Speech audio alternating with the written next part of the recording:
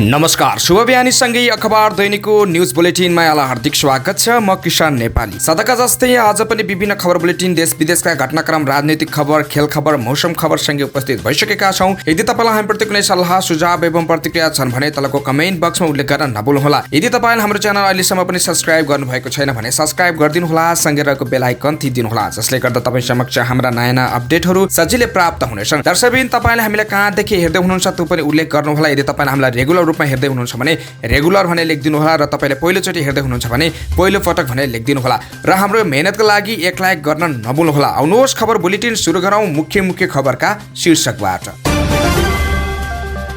Dengue संक्रमण बढेपछि धरानमा स्वास्थ्य आपतकाल घोषणा गर्न स्थानीय प्रशासनको सिफारिस। संसदमा नयाँ दृश्य, अवरोधका विरुद्ध अवरोध। कपनको खहरे खोला खण्ड महानगरले डोजर चलायो। आउँदो वैशाखदेखि सुर्ती जन्ने पदार्थ प्लास्टिकका खोलमा प्याकिङ गर्न नपाइने। कांग्रेस सांसद सुनिल शर्मालाई हिरासत बाहिर राखेर अनुसन्धान गर्न जिल्ला अदालतको आदेश। शिक्षा ऐन केही नक्कली पाएपछि सच्याएर सदनमा पेश गर्छौं प्रधानमन्त्री प्रचण्ड। नेपाल संस्कृत विश्वविद्यालयमा लागेको ताला 55 दिनपछि खुल्यो। निजी विद्यालय सञ्चालकहरूको आन्दोलन स्थगित। शौचालय गएर आउनु स्कुटर हेरिदिन्छु भनेर स्कुटर चोर्ने र चोरीको स्कुटर किन्ने 2 जना पक्राउ। आयल निगममा बेथिती माथिल्लो तहको तलब भत्ता लिएर कनिष्ठलाई हाकिम। मनकामनामा सामुदायिक वनको जग्गा मिचेर होर्डिङ बोर्ड हटाउन 35 दिनको समय। युरोप रोजगारी बारे सामाजिक सञ्जालमा विज्ञापन गरी ठगी गर्ने क्रम बढ्यो। रिसको आवेगमा 90 वर्षीय बुबाको हत्या गरेको आरोपमा 60 वर्षीय छोरा पक्राउ। भारतले नेपाली गोलभेडा आयातमा लगाएको प्रतिबन्ध हटायो। पोखरा महानगर र फोहोर विसर्जनका विरुद्ध गठित संघर्ष समिति बीच सहमति। फोहोर व्यवस्थापनमा अवरोध नगर्ने। कांग्रेस सांसद सुनिल शर्मा पक्राउमा एमालेको आपत्ति। नक्कली शैक्षिक प्रमाणपत्र प्रकरण समेरु सिटी अस्पतालकी डाक्टर पनि पक्राउ। भक्तपुरमा 15 लाख नक्कली नोट बरामद, 9 जना पक्राउ। संसद अवरुद्ध भएको दिनको सेवा सुविधा नलिने राष्ट्रिय स्वतन्त्र पार्टीका सांसदको घोषणा। सत्तामा हुँदा सांसद विघटन, विपक्षमा अवरोध गर्ने यो के तरिका हो? ललिता निवास प्रकरणमा बयान दिन तयार छु बाबुराम भट्टराई। सरकार र गौर हत्याकाण्डका पीडित बीच भएको सहमति प्रति जासपाको आपत्ति। सबै दललाई विश्वासमा लिएर सदनको गतिरोध अन्त्य गर्न राष्ट्रपतिको आग्रह। प्रतिपक्षको आवाज दबाउन सत्ता पक्षले संसदमा विरोध जनायो। रघुजी पन्त। कारागारभित्र कैदी मृत्यु प्रकरण सुरक्षार्थ खटिएका 10 प्रहरी अधिकारीमाथि छानबिन। डोजर लिएर कपन पुग्यो महानगर प्रहरी, खोला खुल्ने बारे अझै अनिश्चित। सुन तस्करी प्रकरणमा 2 चिनिया नागरिक पक्राउ। महानगरले भत्काए पशुपति क्षेत्रको अनाधिकृत संरचना। त्रिभुवन विमानस्थलबाट 7 महिनामा 25 लाखले गरे अन्तर्राष्ट्रिय हवाई यात्रा। धनगढीमा गर्भपतन गराउने औषधि खाँदा महिलाको मृत्यु, क्लिनिक सञ्चालक पक्राउ। लडाकु शिविर घोटालाको पनि छानबिन हुनुपर्छ, डाक्टर बाबुराम भट्टराईको भनाई। पर्यटक बसबाट 72,73,000 नक्कली नोट बरामद, 9 जना पक्राउ। विद्युत प्राधिकरणले 12 अर्ब 33 करोड नाफा कमायो, सर्वसाधारणलाई सेयर जारी गर्ने। अमेरिकाको हवाई टापुमा आगलागी हुँदा 53 जनाको मृत्यु, करिब 1000 बेपत्ता। भोलिदेखि 3 दिनसम्म ठूलो पानी पर्ने सम्भावना, बाढी पहिरो र डुबानको जोखिम। र जापानलाई हराउँदै स्विडेन महिला विश्वकप फुटबलको सेमी फाइनलमा प्रवेश। अब समाचार विस्तारमा। डेंगीले महामारीको रूप लिएपछि धरानमा स्वास्थ्य आपतकाल घोषणा गर्न स्थानीय प्रशासनले सिफारिस गरेको छ। शुक्रबार सुनसरीकी प्रमुख जिल्ला अधिकारी हुमकला पाण्डेको अध्यक्षतामा बसेको जिल्ला विपद व्यवस्थापन समिति बैठकले धरानलाई स्वास्थ्य आपतकाल घोषणा गर्न डेंगी विरुद्ध तीव्र अभियान चलाउन गृह मन्त्रालयमा सिफारिस गरेको हो। धरानमा डेंगीको संक्रमण तीव्र बनेकाले स्वास्थ्य आपतकाल घोषणा गर्न सिफारिस गरेको प्रमुख जिल्ला अधिकारी पाण्डेले बताउनुभयो। धरानका अस्पतालहरूमा डेंगी संक्रमणको भिड अस्वाभाविक बढेको छ। धरानमा एकै दिन 1776 जना डेंगी भाइरस संक्रमित थपिएको धरान उपमहानगरपालिकाका स्वास्थ्य महाशाखा प्रमुख उमेश मेहताले बताउनुभयो। धरानमा झन्डै 10,000 जना डेंगी संक्रमित रहेको उहाँले बताउनुभयो। धरानका बीपी कोइराला स्वास्थ्य विज्ञान प्रतिष्ठानको डेंगी क्लिनिक, फिभर क्लिनिक र डेंगी अस्पताल सहित महानगरको विभिन्न स्वास्थ्य चौकी, वडा समिति कार्यालयले सञ्चालन गरेका निशुल्क स्वास्थ्य शिविर, धरान सभागृह र उद्योग वाणिज्य संघ सुनसरीको हलमा उपमहानगरले निशुल्क जाँच र औषधि वितरण गरिरहेको छ। संघीय संसदको दुवै सदनमा शुक्रबार नयाँ दृश्य देखा परेको छ। सत्तारूढ र प्रमुख प्रतिपक्ष दल दुवै अवरोधको शैलीमा प्रस्तुत भए। एमालेका सांसदहरूले उठेर विरोध गरिरहेका बेला सत्तारूढ सांसदले पनि उठेर विरोध गरे। बिहान 11 बजे बसेको राष्ट्रिय सभाको बैठकमा सुरुमा दलीय आधारमा सांसदहरूले समसामयिक विषयमा धारणा राखे। त्यसपछि अध्यक्ष गणेश प्रसाद तिमिर सिन्हाले बैठकलाई कार्यसूचीमा अगाडि बढाउन खोजेपछि एमालेले विरोध गर्यो। त्यसपछि अध्यक्ष तिमिर सिन्हाले एमाले सांसद भैरव सुन्दर श्रेष्ठलाई बोल्न समय दिए। लगत्तै सत्तारूढ दल दलका सांसदहरूले पनि उठेर विरोध गरे। नेपाली कांग्रेसका सांसद रमेश जंग रायमाझीले समय नलिएर तय भएको कार्यसूची अगाडि बढाउन आग्रह गरे। अध्यक्ष तिमेल सिन्हाले कार्यसूची अगाडि बढाउन खोज्दा ढ्याप भएकाले के भन्न खोजेको त्यो सुन्नका लागि एमाले सांसदलाई समय उपलब्ध गराएको जवाब फर्काए। एमाले सांसद श्रेष्ठले आफूले समय पाएकाले बोल्ने अनुमति मागे। अध्यक्ष तिमेल सिन्हाले सबै उठेर त के बोलाइ हुन्छ त्यो त भएन। उठी सांसदको मर्यादा हाम्रो प्रक्रियाले उठेको बेलामा बोल्दा यो रेकर्डमा नरहने जवाब दिए। सत्तापक्ष उठेपछि कमसे कम प्रतिपक्ष बस्नुस्, यस्तो पनि भएको छ भने हाम्रो इतिहासमा राम्रो हुन्छ। सत्तारूढ सांसदहरू उठेकोमा अध्यक्ष तिमेल सिन्हाले व्यङ्ग्य गरे। सत्तापक्षका माननीयहरूलाई प्रतिपक्ष प्रति कति सद्भाव रहेछ, उहाँहरू मात्रै किन उठ्ने भनेर उठ्नु भएको छ। सबै उठेपछि कोही बोल्न नपाएको कारण थाहा नपाएको भन्दै उनले प्रश्न गरे। उठी हाँस चलाउने नयाँ अभ्यास गरौँ।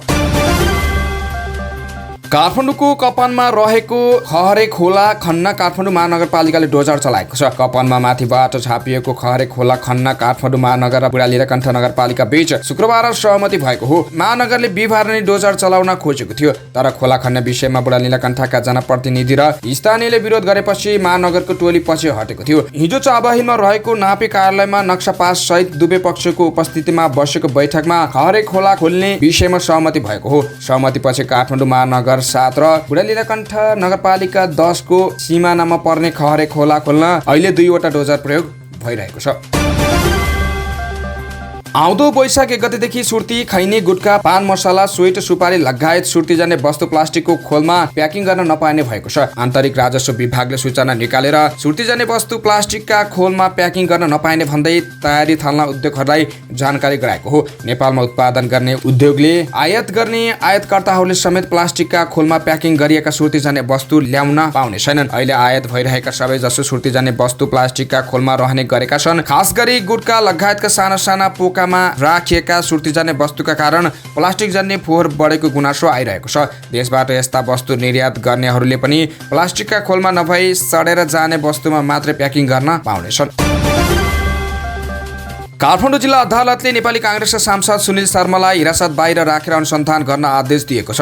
प्रहरीको केन्द्रीय अनुसन्धान ब्युरो CIB ले शर्मालाई बिफा र नक्कली शैक्षिक प्रमाणपत्रको आधारमा चिकित्सा शिक्षाको योग्यता हासिल गरेको आरोपमा पक्राउ गरेर शुक्रबार हिरासतमा राख्न म्याद थपका लागि आग्रह गरेको थियो। तर काठमाडौँ जिल्ला अदालतले शर्मालाई थुना बाहिरै राखेर अनुसन्धान गर्न भनेको हो। शर्माकै जस्तै कसुरमा पक्राउ परेका अरू 7 जनालाई भने अदालतले थुनामा राखेर अनुसन्धान गर्न अनुमति दिएको छ। शर्मा प्रतिनिधि सभा सदस्य समेत भएका कारण अनुसन्धानका लागि थुनामा राख्नुपर्ने आवश्यक नदेखिएको अदालतको ठहर छ। प्रधानमन्त्री पुष्पकमल दाहाल प्रचण्डले मन्त्री परिषदबाट शिक्षा ऐन पारित गर्ने क्रममा नक्कली पाएपछि सच्याउन लागेको बताउनु भएको छ। शुक्रबार स्वास्थ्य तथा जनसङ्ख्या मन्त्री मोहन बहादुर बस्नेत मन्त्री बनेको 100 दिन पूरा भएको अवसरमा आयोजित कार्यक्रममा प्रधानमन्त्री प्रचण्डले नक्कली शिक्षा ऐन मन्त्री परिषदमा फेला परेपछि त्यसलाई सच्याएर मात्रै संसदमा पेश गर्ने तयारी गरिएको बताउनुभयो। उहाँले भन्नुभयो, संघीय शिक्षा ऐन बनाउने कुरा लामो समयदेखि थाँती थियो, त्यसलाई अन्तिम रूप दिँदैछ र मैले अस्तिको दिन मात्रै क्याबिनेटमा शिक्षा ऐनलाई पारित गर्ने सन्दर्भमा त्यसको ओरिजिनल शिक्षा ऐनको ठाउँमा केही डुप्लिकेसन आएको देखेपछि त्यसलाई राखेर सच्याएर मात्रै सदनमा पेश गर्न भनेर सच्याउने प्रक्रिया सुरु भएको छ। प्रधानमन्त्रीले केही नीतिगत सुधार गरेर नर्सिङ सेवामा देखा परेका चुनौती सामना गर्न सरकार लागि परेको बताउनुभयो। नेपाली नर्सहरू विदेश पलायन हुने परिस्थितिलाई रोक्न सरकार लागेको उहाँले दाबी गर्नुभयो। नेपाल संस्कृत विश्वविद्यालयमा लागेको ताला 55 दिनपछि खुलेको छ।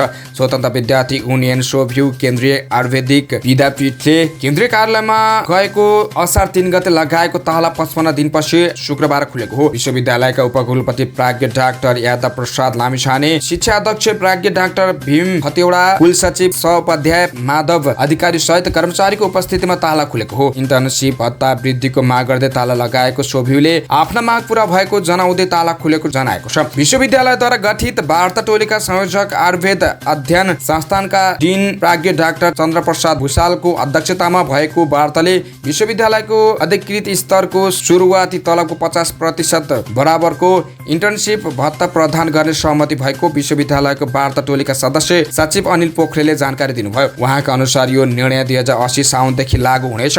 यस्तै नेपाल संस्कृत विश्वविद्यालय सेवा आयोगमा नेपाल विद्यार्थी संघ नेभी संघ दाङले गएको असार 9 गते लगाएको ताला अझै खुल्न सकेको छैन। ताला नखुल्दा विश्वविद्यालयले सञ्चालन गर्ने कर्मचारी, उपप्राध्यापक, सहप्राध्यापकको परीक्षा अनिश्चित हुँदा 1000 भन्दा बढी विद्यार्थी मर्कामा परेका छन्। निजी विद्यालय सञ्चालकहरूले प्रस्तावित शिक्षा विधेयक विरुद्ध घोषणा गरेको आन्दोलन फिर्ता लिएका छन्। शुक्रबार सरकारको तर्फबाट आन्दोलनरत पक्षका माग सम्बोधन गर्ने प्रतिबद्धता आएको भन्दै उनीहरूले आन्दोलनको सबै कार्यक्रम फिर्ता लिएको बताएका हुन्। मन्त्री परिषदबाट पारित शिक्षा विधेयक 2080 विरुद्ध विद्यालय बन्द गर्ने सम्मका कार्यक्रम घोषणा गरेर निजी विद्यालय सञ्चालकहरूले माग सम्बोधन गर्ने प्रतिबद्धता आएसँगै आन्दोलनका कार्यक्रम स्थगित गरेको प्याप्सनका अध्यक्ष DK ढुङ्गानाले बताउनुभयो। उहाँले सरकारले सरकारवाला पक्षलाई समेटेर प्रस्तावित शिक्षा ऐन अघि बढाउने प्रतिबद्धता जनाएको जानकारी दिनुभयो। उहाँले सरकारको आश्वासन अनुसार सर्वस्वीकार्य शिक्षा ऐन आउने आशा पलाएको बताउनुभयो। अहिले कम्पनी ऐन अनुसार सञ्चालित विद्यालयहरूलाई 5 वर्षभित्र गुठीमा रूपान्तरण र दायित्व फरफराको विषयमा समावेश गरी विधेयक ल्याउन लागेको भन्दै निजी विद्यालयका सञ्चालकहरूले आन्दोलनको घोषणा गरेका थिए। स्कुटर चोरी गरेको आरोपमा प्रहरीले 2 जनालाई पक्राउ गरेको छ। प्रहरीले लालबहादुर तामाङको बाद 56P6354 नम्बरको होन्डा कम्पनीको कालो डियो स्कुटर चोरी गरेर चोरिएको स्कुटर खरिद गर्नेलाई पक्राउ गरेको हो। ललितपुरको एकान्त कुना स्थित यातायात कार्यालय अगाडि तामाङ शौचालय गएका बेला स्कुटर चोरी गरेको आरोपमा विजय कुमार थापालाई प्रहरीले पक्राउ गरेको हो। उनले तामाङलाई तपाईँ शौचालय गएर आउनुहोस्, स्कुटर हेरिदिन्छु भनी विश्वासमा लिएर उक्त स्कुटर सोही स्कुटरको डिक्कीमा रहेको ब्लुबुक नगद 30,000 रुपियाँ र नागरिकता चोरी गरेको प्रहरीले जनाएको छ। उनलाई बिहिबार काठमाडौँ गौशालाबाट प्रहरीले पक्राउ गरेको हो। त्यसैगरी उक्त स्कुटर खरिद गरेको आरोपमा प्रहरीले सरोज शाहीलाई काठमाडौँको कोटेश्वरबाट पक्राउ गरिएको प्रहरीको भनाइ छ। नेपाल आयल निगमको विनियममा हवाई इन्धन डिपो सिनामङ्गलको डिपो प्रमुख हुन 9औं तहको प्राविधिक व्यक्ति हुनुपर्ने गरी दरबन्दी तोकिएको छ। कानुन तथा इन्जिनियर र मेकानिकल पृष्ठभूमिको उपनिर्देशकले नेतृत्व गर्ने कार्यालयमा 1 वर्षदेखि प्रशासन समूहका 8औं तहका मनोज कुमार ढकाल कार्यालय प्रमुख छन्। निगमको बागमती प्रदेश कार्यालय थानकोटको प्रमुखमा अहिले शैलेन्द्र भुषाल छन्। भुषाल 2 वर्षदेखि यो कार्यालयमा प्रमुख हुन्। उनी 8औं तहका इन्जिनियर समूहका हुन्। निगमको कर्मचारी विनियमावलीले थानकोटको प्रमुखमा प्रशासन समूहको 9औं तहको उपनिर्देशक प्रमुख हुने व्यवस्था गरेको छ। निगम स्रोतका अनुसार इन्धनको ठूलो कारोबार हुने 1 दर्जन बढी कार्यालयमा यसरी कनिष्ठ कर्मचारीलाई 1 तह माथिको सेवा सुविधा दिएर निगमले खटाएको छ। यसअघिका कार्यकारी निर्देशकहरूको पालादेखि नै चलिआएको यस्तो प्रवृत्तिलाई हालका कार्यकारी निर्देशक उमेश थानीले पनि निरन्तरता दिएका छन्, जसका कारण नियमअनुसार पदस्थापना हुनुपर्ने कर्मचारी जिम्मेवारी विहीन छन् भन्ने कनिष्ठ कर्मचारीले उपल्लो पद र सेवा मार्फत निगमलाई दोहन गरिरहेका छन्। निगम प्रशासकको मिलेमहत्त्वमा नेतृत्वले गरेको यस प्रकारको व्यथिति विरुद्ध सतर्कता केन्द्रले समेत छानबिन अघि बढाएको छ। गोर्खाको मनोकामनामा रहेको एक सामुदायिक वन क्षेत्रमा कानुन विपरीत विज्ञापन बोर्ड राखिएको छ। वन ऐन र नियमावलीमा भएको व्यवस्था विपरीत सहित लखन गाउँपालिका 3 को शिखर सामुदायिक वनले वन क्षेत्रमा व्यावसायिक उत्पादनको होर्डिङ बोर्ड राख्न दिएको हो। मनकामना केबलकारको तल्लो स्टेसनको पारिपट्टि गोर्खातर्फको झण्डै 1 रोपनी वन क्षेत्रमा विभिन्न व्यावसायिक उत्पादनको होर्डिङ बोर्ड राखिएको हो। वन समूहसँग सम्झौता गरी विज्ञापन एजेन्सी मार्फत र कम्पनीले सिधै सम्झौता गरेर यस्ता बोर्ड राखेका हुन्। सुरुमा 2069 सालमा एनसेलसँग 15 वर्षको सम्झौता गरी विज्ञापन बोर्ड राख्न दिएको शिखर सामुदायिक वन समूहका अध्यक्ष होमप्रसाद जोशीले बताउनुभयो। अहिले वन क्षेत्रभित्र सिटिजन बैंक, फोन पे र हङसे सिमेन्टका विज्ञापन बोर्ड रहेका छन्। सिटिजनसँग वार्षिक 90,000, हङसेसँग 1,25,000 र फोन पेसँग वार्षिक 75,000 रुपियाँ लिने गरी सम्झौता गरिएको वन समूहका अध्यक्ष जोशीले बताउनुभयो। डिभिजन वन कार्यालयले वन क्षेत्र अतिक्रमण गरी यस्ता बोर्ड नराख्न पटक पत्रचार गरे पनि वन समूहले अटेर गर्दै आएको हो। वन ऐन 2076 को दफा 49 को उपदफा ग मा राष्ट्रिय वन हान्ने वा वन क्षेत्रको जग्गा जोत्ने, खन्ने, खनिज कार्य उत्खनन गर्ने, आवाद गर्ने, सडक तथा अन्य पूर्वाधार निर्माण गर्ने, घरवा छाप्रो बनाउने, व्यवसाय सञ्चालन गर्ने वा अतिक्रमण गर्ने गरी गराइमा कसुर गरेको मानिने उल्लेख छ। यस्तै वन नियमावली 2079 को नियमावली 54 मा नेपाल सरकारको स्वीकृति नलिई सामुदायिक वनको जग्गा कसैलाई प्रयोग गर्न दिन नहुने व्यवस्था छ। सामाजिक सञ्जालमा आएका युरोप रोजगारीको विज्ञापनमा विश्वास नगर्न वैदेशिक रोजगार विभागले अनुरोध गरेको छ। पछिल्लो समय युरोप रोजगारीका विभिन्न विज्ञापनहरू फेसबुक, इन्स्टाग्राम, टिकटक लगायतबाट गर्दै ठगी गर्ने क्रम बढेको भन्दै यसरी आउने विज्ञापनमा विश्वास नगर्न विभागले भनेको हो। युरोपका देश Romania, Malta, Portugal, Croatia, Cyprus, Turkey, Albania र क्यानाडा जस्ता देशमा काम गर्ने भिसामा पठाइदिने भन्दै पछिल्लो समय सामाजिक सञ्जाल मार्फत विज्ञापन गर्ने र ठगी गर्ने क्रम बढेको छ। यस्ता देशहरूमा रोजगारीको अवसर भन्दै सरकारसँग अनुमति बिनै विज्ञापन भइरहेको विभागले जनाएको छ। नेपालबाट वैदेशिक रोजगारीमा जान सरकारसँग श्रम स्वीकृति लिनुपर्छ। वैदेशिक रोजगारीमा कामदार पठाउन कुनै पनि म्यानपावर कम्पनीले विभागसँग अनुमति लिएका हुनुपर्छ भने विदेशबाट ल्याएको काम सम्बन्धित देशमा रहेको नियोगबाट प्रमाणीकरण गराउनुपर्छ। दूतावासबाट प्रमाणीकरण भएका कामको मागमा विभागबाट पूर्व स्वीकृति लिएपछि मात्रै राष्ट्रिय दैनिक पत्रिकामा विज्ञापन प्रसारण गर्न पाइन्छ। तर पछिल्लो समय युरोपका देशहरूमा कामको अवसर भएका विज्ञापनहरू सामाजिक सञ्जाल मार्फत कुनै अनुमति बिनै गर्ने गरिएको छ।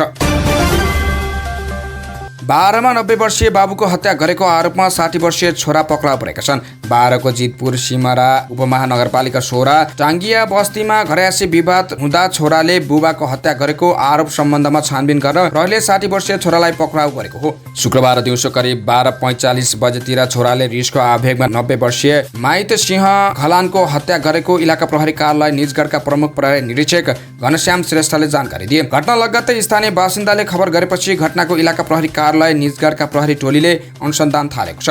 घटनामा संलग्न 60 वर्षीय छोरा दिलबहादुर घलानलाई नियन्त्रणमा लिएर अनुसन्धान सुरु गरेको प्रहरी निरीक्षक श्रेष्ठको भनाइ छ।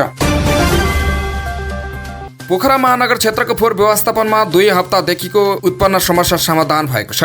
पोखरा महानगरले अस्थायी फोहोर विसर्जन स्थल बनाएको पोखरा 32 लामे आलका स्थानीयवासीको अवरोधपछि फोहोर व्यवस्थापनमा समस्या भएकोमा बिहिबार महानगर फोहोर विसर्जनका विरुद्ध गठित सङ्घर्ष समिति बीच सहमति भएको हो। महानगरले फोहोर विसर्जन स्थलमा फोहोर व्यवस्थापन गर्दा दुर्गन्ध फैलिएको सम्झौता बमोजिम पूर्वाधार निर्णय नगरेको र सडक गिलामे भएको भन्दै स्थानीयवासीले फोहोर लैजान अवरोध गरेपछि केही दिन पोखरा फोहोर उठ्न सकेको थिएन। स्थानीयवासीसँग वार्ता गरी समस्या समाधान गर्न महानगरपालिकाका मेयर धनराज आचार्यले पोखरा 26 का वडा अध्यक्ष नरेन्द्र थापा र वडा नम्बर 33 का अध्यक्ष रामचन्द्र अधिकारीलाई जिम्मेवारी दिनुभएको थियो। वडा अध्यक्ष द्वयको पहलमा स्थानीय सङ्घर्ष समिति र महानगर बीच लामे आलमै 18 महिना फोहोर विसर्जन गर्ने सहमति भएको महानगरले जनाएको छ। सहमति अनुसार फोहोर बोकेका गाडी विसर्जन स्थल बिहान 6 बजेदेखि बेलुका 4 बजेसम्म प्रवेश गरिसक्नु पर्नेछ भने तत्कालै माटोले फोहोर पुर्ने कार्य आवश्यकता अनुसार गर्नुपर्नेछ।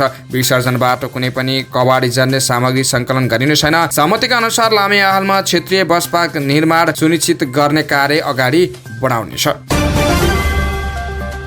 नेकपा एमाले नेपाली काङ्ग्रेसका सांसद सुनिल शर्मालाई पक्राउ गरेको विषयमा चासो व्यक्त गरेको छ। शुक्रबार प्रतिनिधि सभा एमालेको तर्फबाट बोल्ने एमालेकी सांसद जवाला कुमारी शाहले काङ्ग्रेस सांसद शर्माको पक्राउ प्रति आपत्ति जनाएकी थिइन्। नेपाली काङ्ग्रेसको माननीय सुनिल शर्माजीलाई यो सुनकाण्ड प्रकरणमा भ्रष्टाचारीलाई पटक पटक उच्च स्तरीय छानबिन आयोग गठन गर्नुपर्छ भन्ने आवाज उठाइरहेको व्यक्तिलाई आज कुन हिसाबबाट समातिएको छ उनले प्रश्न गरिन्। म्याद सकिसकेको विषयमा बेखडा झिकेर शर्मा पक्राउ गरेको उनको आरोप छ। यो कानुनले पनि मिल्दैन र उनले नै म्याद सकिएको प्रमाणपत्रलाई अहिले बखेडा झिकेर जो समातेको छ यसको घोर आपत्ति गर्न चाहन्छु एमाले सांसद शाहले भनेकी छन्। सांसद शर्मा बिहिबार पक्राउ परेका थिए। उनलाई नक्कली शैक्षिक प्रमाणपत्र लिएको आरोपमा नेपाल प्रहरीको केन्द्रीय अनुसन्धान ब्युरो CIB ले पक्राउ गरेको छ। त्यस्तै नक्कली शैक्षिक प्रमाणपत्र बनाउने विरुद्ध विशेष अपरेसन सुरु गरेको नेपाल प्रहरीको केन्द्रीय अनुसन्धान ब्युरो CIB ले डाक्टर पुनम थापा चौधरीलाई पनि पक्राउ गरेको छ। डाक्टर चौधरी सुमेरु सिटी अस्पतालमा कार्यरत थिइन्। ब्युरोले यसअघि 7 जनालाई पक्राउ गरिसकेको छ। चौधरी सहित पक्राउ पर्नेको संख्या 8 जना पुगेको छ। CIB ले हिजो बिहिबार मोरङ निर्वाचन क्षेत्र नम्बर 3 का प्रतिनिधि सभा सदस्यमा निर्वाचित सुनिल शर्मालाई पनि पक्राउ गरेको थियो। मेडिकल कलेजको सम्बन्ध, सिट निर्धारण र शिक्षण शुल्कका विषयमा विवादमा आइरहने शर्माको ISC को प्रमाणपत्र नक्कली देखिएकाले अनुसन्धानका लागि पक्राउ गरेको CIB ले जनाएको छ। भक्तपुरबाट प्रहरीले 15 लाख बराबर नक्कली नोट बरामद गरेको छ। प्रहरी वीर थानकोट र प्रहरी प्रभाग चाँगुनारायणको संयुक्त टोलीले चाँगुनारायण नगरपालिका 4 चाँगु बुढाथोकी गाउँबाट बिहिबार साँझ 15 लाख बराबरको नेपाली नक्कली नोट बरामद गरेको हो। चाँगु बुढाथोकी गाउँ स्थित 40 वर्षीय अर्जुन सुवेदीको डेरामा छापामारी नक्कली नोट बरामद गरेको जिल्ला प्रहरी परिषद भक्तपुरले जनाएको छ। प्रहरीका अनुसार सुवेदीको डेरामा उक्त गिरोहले नक्कली नोट छाप्ने कार्य समेत गर्दै आएका थिए। प्रहरीले सो कोठाबाट कलर प्रिन्ट 1 थान, कम्प्युटर 1 थान, मोबाइल 12 थान र 4 स्कुटर समेत बरामद गरेको छ। प्रहरी टोलीले रुपियाँ सहित 9 जनालाई पक्राउ समेत गरेको छ।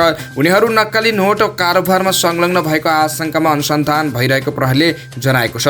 सिन्धुप्लाञ्चोकको सुनकोशी गाउँपालिका 6 घर भई हाल काठमाडौँको मूलपानी बस्ने 21 वर्षीय मिलन भण्डारी, 32 वर्षीय शिव भण्डारी, 23 वर्षीय कृष्णहरि भण्डारी तथा सुनकोशी गाउँपालिका घर भई काठमाडौँ पेप्सीकोला बस्ने 26 वर्षीय सुशील कार्की पक्राउ परेका छन्। यसै गरी नगरपालिकाको सरावाल गाउँपालिका 1 घर भई हाल काठमाडौँ बस्ने पार्वती नेपाली, गुल्मीको बडागाउँ गाउँपालिका 2 घर भई हाल काठमाडौँको सामाखुसी बस्ने 27 वर्षीय सागर आचार्य, अक्षम घर भई हाल काठमाडौँको माता तीर्थ बस्ने 23 वर्षीय अर्जुन बुढा तथा झापा घर भई हाल काठमाडौँको सामाखुसी बस्ने 24 वर्षीय युवराज राईलाई समेत प्रहरीले पक्राउ गरी अनुसन्धान गरिरहेको छ। राष्ट्रिय स्वतन्त्र पार्टी रासपाका सांसदहरूले सांसद अवरुद्ध भएको समयको सेवा सुविधा नलिने घोषणा गरेका छन्। राष्ट्रिय स्वतन्त्र पार्टी सभापति रवि लामिछानेले शुक्रबार सभामुख देवराज घिमिरेलाई सांसद अधिवेशन नियमित कार्य आवश्यक पहल लिन आग्रह गरेका छन्। साथै राजनीतिक द्वन्द्वका कारण अवरुद्ध सांसदको समयमा कुनै पनि सेवा सुविधा नलिने सभामुखलाई जानकारी दिए। हालसम्म हामीले पाएको भए त्यसको मिलान गरिदिने व्यवस्थाका लागि हार्दिक अनुरोध गर्दछु उनले भनेका छन्। भारतले नेपालबाट गोलमेला आयातमा लगाएको प्रतिबन्ध हटाएको छ। भारतीय अर्थमन्त्री निर्मला सीतारमणले नेपालबाट गोलमेला आयातमा लगाएको प्रतिबन्ध फुकुवा गरिएको जानकारी दिएकी हुन्। बिहिबार भारतको संसदमा सम्बोधन गर्दै उनले नेपालबाट गोलमेला आयातको प्रक्रिया थालिएको बताएकी थिइन्। नेपाली गोलमेला आयातमा लगाइएको प्रतिबन्ध फुकुवा बारे अर्थमन्त्री सीतारमणले संसदमा जानकारी गराएको कुरा द इकोनोमिस्ट टाइम्सले लेखेको छ। उनले नेपालबाट आयात गर्ने गोलभेडा वाराणसी, कानपुर र लखनऊमा शुक्रबारदेखि भित्रिन सुरु हुने तर नेपालको वाणिज्य मन्त्रालयले भने भारतले नेपालबाट गोलभेडा लैजाने विषयमा कुनै औपचारिक जानकारी नआएको बताएको छ। मन्त्रालयका सचिव मधुकुमार मरासिनीले नेपालबाट गोलभेडा लैजाने बारे कुनै औपचारिक जानकारी नआएको दावी गरे। भारतको पल्टन क्यारेन्टिन लिस्टमा नेपाली गोलमेला परेको भन्ने मात्रै जानकारी आएको उनले बताए। भारतको प्लान्ट क्यारेन्टिन लिस्टमा नेपाली गोलभेडा परेपछि अब भारतको आयात प्रतिबन्ध हट्यो। सचिव मरासिनीले भने तर औपचारिक रूपमा कसरी ती वस्तु आयात गर्ने भन्ने बारे भारतले केही भनेको जानकारीमा छैन। भारतमा कम वर्षातका कारण उत्पादनमा ह्रास आएपछि गोलभेडाको मूल्य आकर्षिएको छ। बिहिबार मात्रै देशका विभिन्न भागमा गोलभेडाको मूल्य प्रति किलो 250 रुपियाँ भारू पुगेको भारतीय सञ्चार माध्यमहरूले उल्लेख गरेका छन्। राष्ट्रिय सभाको बैठकमा सत्तारूढ सांसदहरूले सांसद अवरोध हुँदा जनजीविका विषय ओझेलमा परेको गुनासो गरेका छन्। प्रमुख प्रतिपक्ष नेकपा एमाले साउन 10 गतेदेखि संघीय सांसदको दुवै सदन राष्ट्रिय सभा र प्रतिनिधि सभा अवरोध गर्दै आएको छ। अवरोध गरेको प्रति प्रश्न उठाउँदै नेकपा माओवादी केन्द्रका सांसद गंगा कुमारी बेलवासीले प्रश्न गरिन्। सरकारमा हुँदा संसद विघटन गर्ने र विपक्षमा हुँदा अवरोध गर्ने यो के तरिका हो? संघीय लोकतान्त्रिक गणतन्त्रात्मक संविधान जारी भएपछिको सरकारले परिवर्तित व्यवस्था अनुसार ऐन कानुन बनाउने र मुलुकलाई आर्थिक विकासमा अगाडि बढाउने जनताको अपेक्षा रहेकाले त्यस विपरीत विगतमा संसद नै विघटन भएको उनको टिप्पणी छ। तर सरकारबाट हटेपछि संसद चल्ने नदिने प्रविधि देखा परेको उनको आरोप छ। पटक पटक संसद अवरोध हुँदा त्यसको क्षति मुलुकले बेहोर्नु परेको उनको भनाइ छ। पूर्व प्रधानमन्त्री एवं नेपाल समाजवादी पार्टी नेसपाका अध्यक्ष डाक्टर बाबुराम भट्टराईले ललिता निवास प्रकरणमा बयान दिन तयार रहेको बताउनु भएको छ। बालुवाटारमा शुक्रबार आयोजित पत्रकार सम्मेलनमा अध्यक्ष भट्टराईले ललिता निवास प्रकरणमा सर्वोच्च अदालतले आफूमाथि पनि छानबिन गर्नुपर्ने आदेश दिएको भन्दै आफू सहयोग गर्न तयार रहेको बताउनुभयो। मेरो पालामा थोरै एउटा सानो निर्णय भएको रहेछ, त्यो मेरो व्यक्तिगत कुरा थिएन। उहाँले भन्नुभयो बयान दिन म तयार छु। अध्यक्ष भट्टराईले भ्रष्टाचार सम्बन्धी मुद्दाको छानबिनका लागि बलियो र निष्पक्ष आयोग गठन गर्नुपर्ने पनि बताउनुभयो। उहाँले विगतका आयोग जस्तै नभई भ्रष्टाचारका सबै फाइल खोल्ने गरी उच्च स्तरीय आयोग गठनको आवश्यकता रहेको बताउनुभयो। भट्टराईले भ्रष्टाचार निर्मूल पार्नका लागि व्यक्तिलाई मात्रै कारबाही गरेर नहुने जनाउँदै संरचनागत ढङ्गले जानुपर्ने बताउनुभयो। उहाँले देशको मुख्य कार्यकारी प्रधानमन्त्रीमाथि नै प्रश्न उठेको अवस्थामा उच्च स्तरीय र निष्पक्ष छानबिनका लागि आयोग गठन गर्नु आवश्यक रहेको बताउनुभयो। संसदमा प्रमुख प्रतिपक्षी दल नेकपा एमाले उच्च स्तरीय छानबिन समितिको गठनको माग गर्नु अधिकारको कुरा भएको उहाँको भनाइ छ। जनता समाजवादी पार्टी जसपाले सरकार र गौर हत्याकाण्डका पीडित बीच भएको सहमति प्रति आपत्ति जनाएको छ। सरकारले र गौर हत्याकाण्ड पीडित सङ्घर्ष समिति बीच गत मङ्गलबार 5 बुधे सहमति भएको थियो। शुक्रबार पत्रकार सम्मेलन गरेर जसपाले त्यो सहमति प्रति आपत्ति जनाएको हो। पत्रकार सम्मेलनमा जसपाका नेता मनिष सुमनले तत्कालीन माओवादी नेता प्रभु शाह सहितको हटका कारण गौर हत्याकाण्ड भएको दावी गरे। उनले गौर घटनाका बारेमा बनेका छानबिन समिति र आयोगमा प्रतिवेदनहरू सार्वजनिक गर्न पनि माग गरे। जसपाले गौर हत्याकाण्डका बारेमा छानबिन गर्न उच्चस्तरीय संसदीय समिति छानबिन गर्न पनि माग गरेको छ।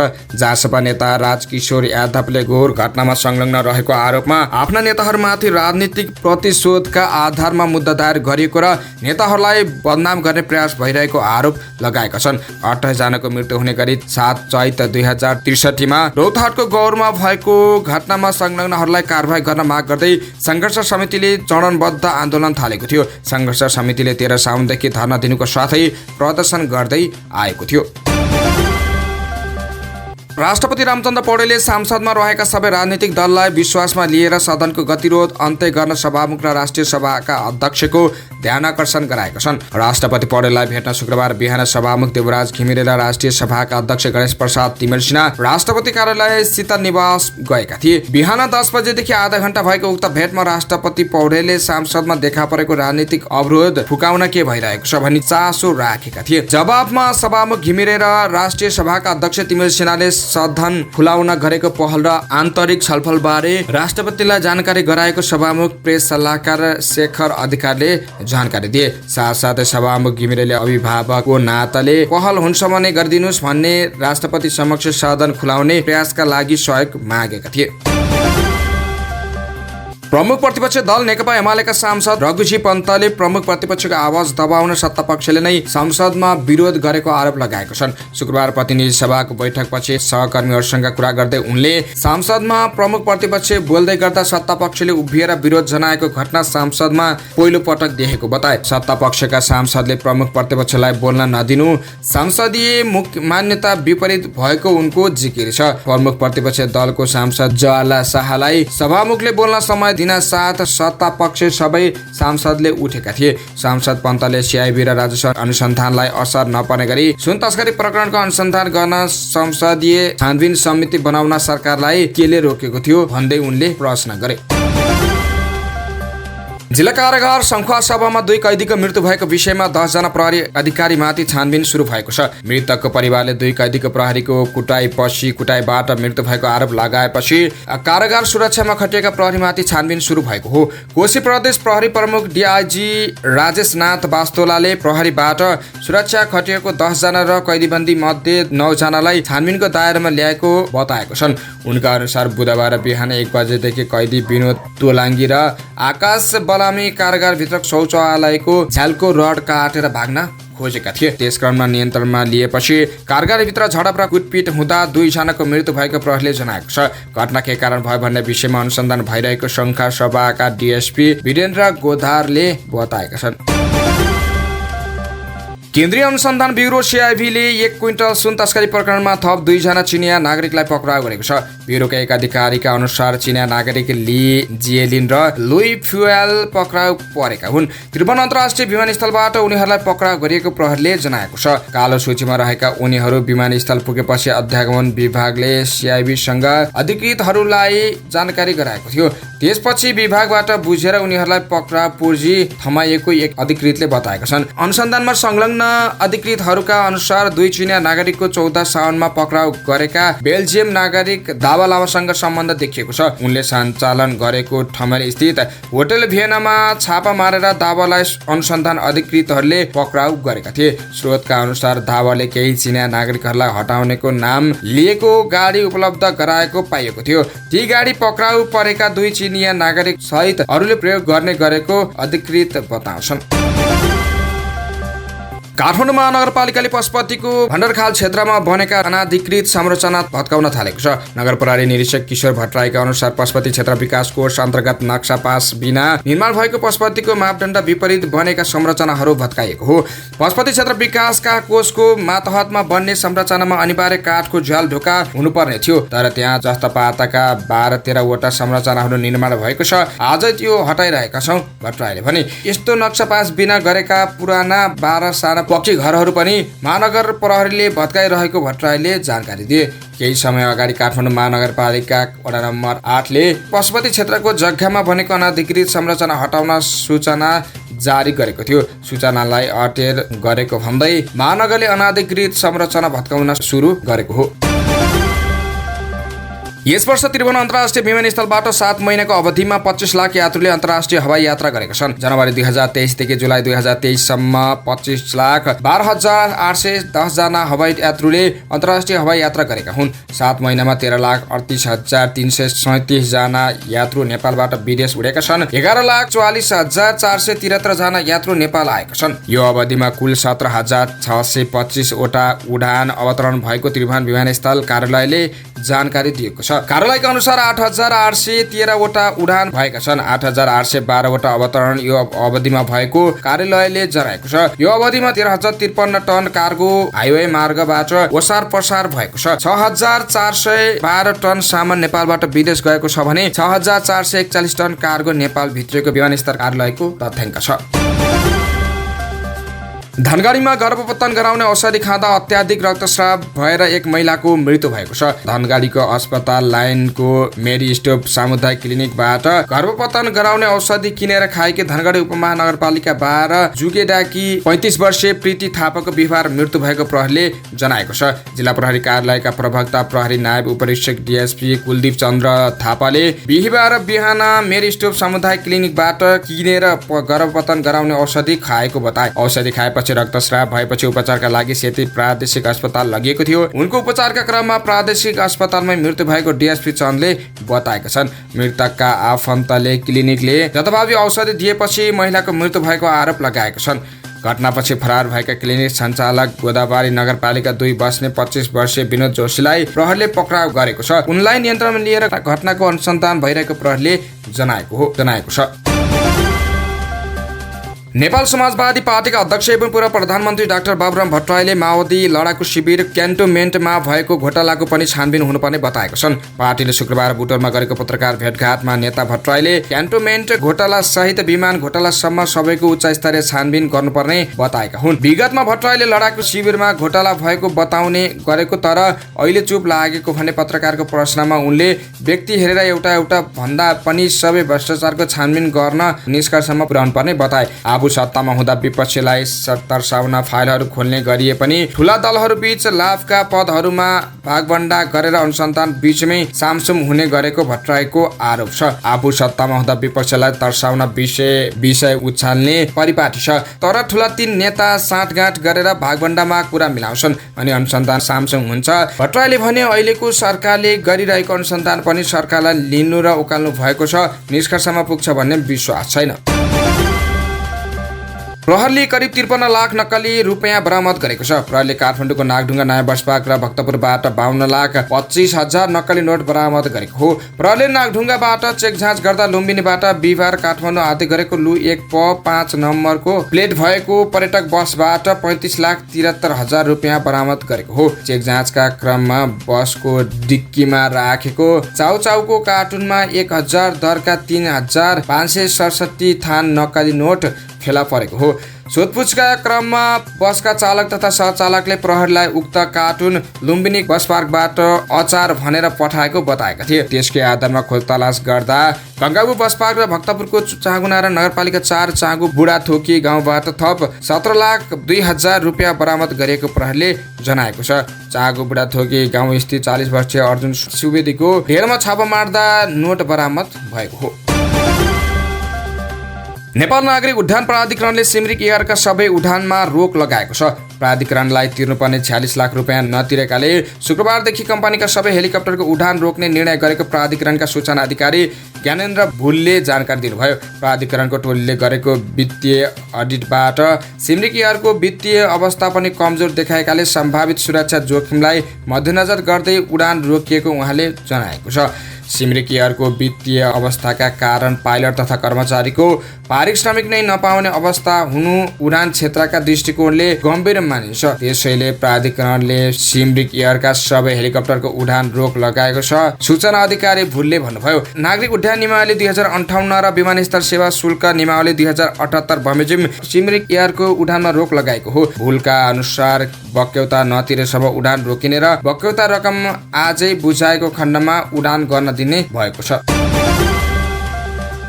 गत आर्थिक वर्षमा नेपाल विद्युत प्राधिकरणले 12 अर्ब 33 करोड रुपियाँ नाफा कमाएको छ। आर्थिक वर्ष 2079-80 को अपरिकृत विवरण अनुसार प्राधिकरणको नाफा 12 अर्ब 33 करोड रुपियाँ पुगेको प्राधिकरणका कार्यकारी निर्देशक कुलमान घिसिङले जानकारी दिए। आर्थिक वर्ष 2077-78 मा प्राधिकरणको नाफा 6 अर्ब 10 करोड रुपियाँ रहेको थियो। आर्थिक वर्ष 2078-79 मा खुद नाफा बढेर 13 अर्ब 37 करोड पुगेको थियो। गत आवमा सुखेयामको समय बढेर खोला तथा नदी नालामा पानीको बहाव घट्दा प्राधिकरण र निजी क्षेत्रका जलविद्युत केन्द्रको विद्युत उत्पादनमा ह्रास आउँदा र आन्तरिक माग धन्न विद्युत आयात केही बढ्दा नाफा प्रभावित बनेको घिसिङले बताएका छन्।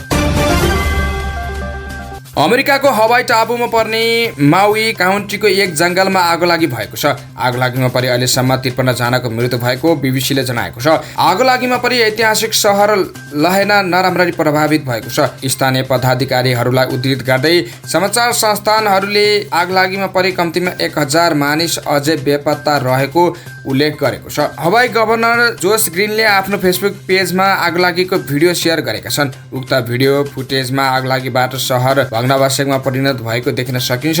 यो घटनालाई गभर्नर ग्रिनले असाधारण र दुःखद भनेका छन्। उनले यस आगोलागीबाट 1000 भन्दा बढी भवन जलेर नष्ट हुने अनुमान गरेका छन्। र मौसम खबर। मौसम पूर्वानुमान महाशाखाले विशेष बुलेटिन निकालेर आउँदो 3 दिन विशेष सतर्कता अपनाउन अनुरोध गरेको छ। महाशाखाले शुक्रबार दिउँसो 12 बजे विशेष बुलेटिन निकालेर शनिबारदेखि आउँदो सोमबारसम्म देशका विभिन्न भागमा सरदर भन्दा धेरै पानी पर्ने सम्भावना देखिएको भन्दै सतर्कता अपनाउन आग्रह गरेको हो। मनसुनको न्यून चापीय रेखा नेपालतिर सर्न लागेकाले आज राति देशका हरेक ठाउँमा वर्षा हुनेछ। कोशी, मधेस, बागमती, गण्डकी र लुम्बिनीका धेरै ठाउँमा अत्याधिक वर्षाको सम्भावना रहेको महाशाखाले जनाएको छ। मनसुनको न्यून चापीय रेखा नजिक पर्दा पानी धेरै पर्छ। यो रेखा अहिले नेपाल नजिक आइपुगेको विभागले जनाएको छ। र समाचारको अन्त्यमा खेल खबर। जापानलाई हराउँदै स्विडेन फिफा महिला विश्वकप फुटबलको सेमी फाइनलमा पुगेको छ। शुक्रबार न्युजिल्यान्डको इडेन पार्कमा भएको क्वार्टर फाइनल खेलमा सन् 2011 को च्याम्पियन जापानलाई 2-1 गोलले हराउँदै स्विडेन सेमी फाइनलमा पुगेको हो। स्विडेनका लागि अमन्दा इलेस्टेड र फिलिपा एन्जेलडलले गोल गरिन्। जापानका लागि होनाका हयासीले 1 गोल फर्काइन्। जापानले खेलको 75औं मिनेटमा पेनाल्टी पाए पनि गोल गर्न सकेन। यस्तै बिहान भएको पहिलो क्वार्टर फाइनलमा नेदरल्यान्ड्सलाई अतिरिक्त समयमा 2-1 गोलले हराउँदै स्पेन पहिलो पटक सेमी फाइनल पुगेको छ। हवस् त यिनै खबरसँगै आजलाई अखबार दैनिक सक्यो। बिदा हुन्छौँ। नमस्कार। हेर्दै रहनुहोला अखबार दैनिक।